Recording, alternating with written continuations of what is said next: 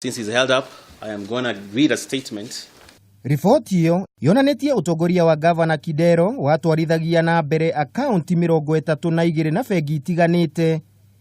13 cia akaunti icio citiatangathirwo hindi iria Kidero aneanaga matamu ma utongoria kuri Sonko, na akaunti ingi 6 ciarĩ na ciringi mirioni 120. Mugaru na watho uria ugite akaunti cia thirikari cia kaunti cihingurwo na bengi nene. Riboti hiyo ihithuritie marehi maingi ma utongoria wa Kidero matiageragerio mutambo-ini wa kiriu wa IFMIS uria wathanitwo kiwatho. Ithiete na mbere kuga utongoria wa Kidero wahuthirire mitambo 5 itiganite ya kuriha gatagati ka mwaka wa 2011 2017.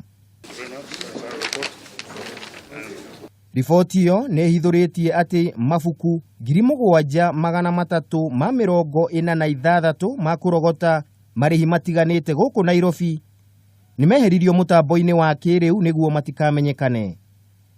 Riboti hiyo nĩ yugĩte kaunti ya Nairobi yarĩ na mathirĩ ma birioni 56 gũkinyĩria mwaka wa 2017.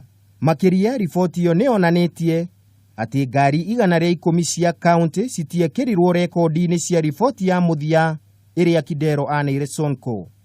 It's evident that there was systematic failure within our accounting systems. I mean, they are greatly compromised, if I was to use that word, especially within the financial sector that we have. There was a gross impropriety within the system because the system controls are extremely weak. Gavana Sonko nĩoigĩte nĩegũtigĩrĩra aria othe makuruhanĩtio na kũragwo kĩgĩna kĩu nĩ moerwo makinya ma kĩwatho.